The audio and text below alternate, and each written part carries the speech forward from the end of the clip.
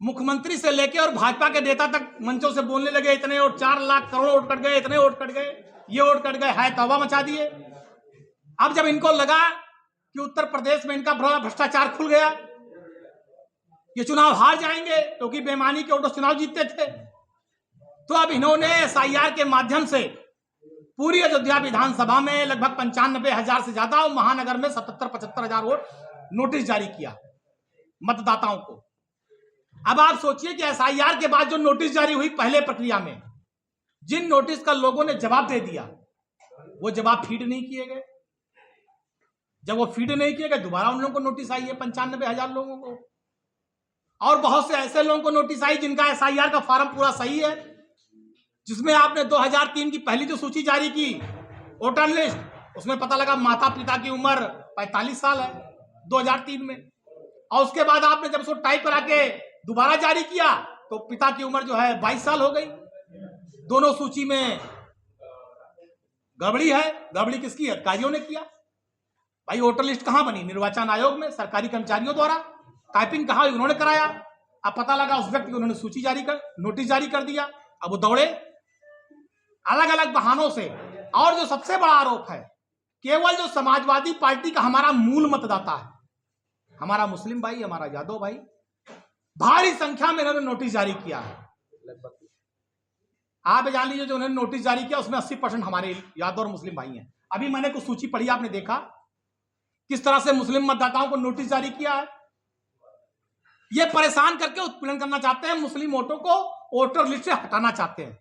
मैं ये चेतावनी देके कह रहा हूं, जो अधिकारी कर्मचारी लोकतंत्र में वोट से खिलवाड़ करेंगे, निर्वाचन आयोग की गाइडलाइन का दुरुपयोग करेंगे, मतदाताओं के वोट को काटेंगे, लोकतंत्र में वोट देने से वंचित करेंगे, सड़क से लेकर न्यायालय तक ऐसे अधिकारी कर्मचारी चाहे जितनी बड़ी कुर्सी पर बैठे होंगे उनके खिलाफ लड़ेंगे, उनको जेल भिजवाएंगे, और जो भी ज्यादा से ज्यादा कठोर दंड होगा उसका लिए लड़ाई लड़ी जाएगी। ऐसे अधिकारियों के ये बेईमानी चलने नहीं देंगे।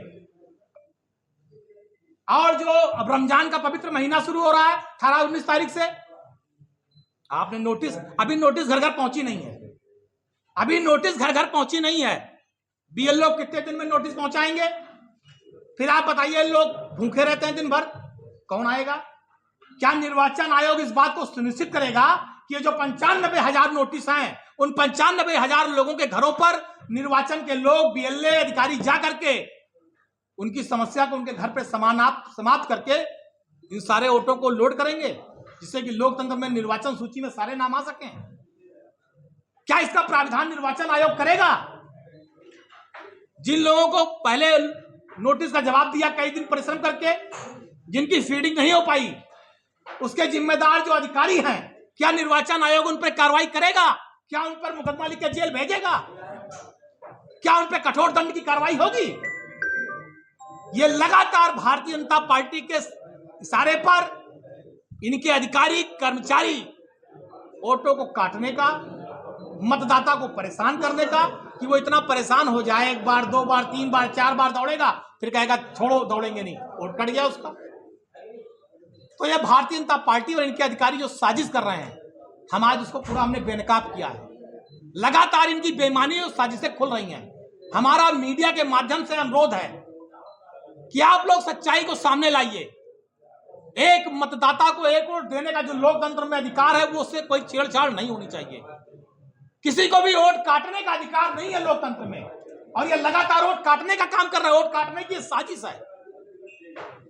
जिला निर्वाचन अधिकारी इसको सुनिश्चित करें कि ये जो 95,000 नोटिस अयोध्या विधानसभा में है, 95,000 लोगों से इनके बीएलए अधिकारी मिलकर घर घर जाकर उस नोटिस को समाप्त कराएं, उसकी त्रुटियों को दूर करें, क्योंकि ये सारी त्रुटियां इन सरकारी कर्मचारियों द्वारा और निर्वाचन आयोग द्वारा है। जो मतदाता, उसकी कोई कमी नहीं है।